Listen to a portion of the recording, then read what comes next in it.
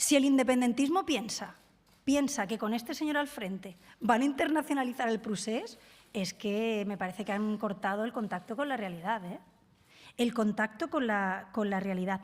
Si alguna vez el independentismo pensó que tenía alguna opción de salirse con la suya, hoy la entierran designando a este candidato como presidente de la Generalitat de Cataluña.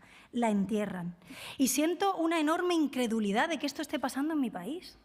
Pero no me voy a centrar solo en sus artículos, porque también hay que escuchar lo que usted dice como candidato presidenciable, su discurso del Parlamento. Lo escuchamos muy atentamente el sábado. Y usted vino a reafirmarse.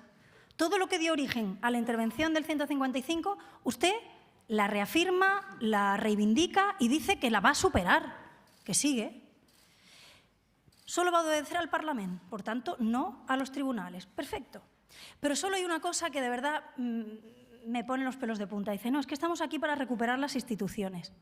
¿Las instituciones? ¿El Parlamento que usted quiere sustituir por una asamblea de electos donde solo va a haber independentistas? Si usted no quiere recuperarlo, ¿quiere cerrarlo?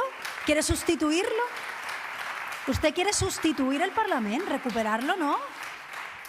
Cuando ustedes lo tienen meses solo hablando de la independencia. Meses.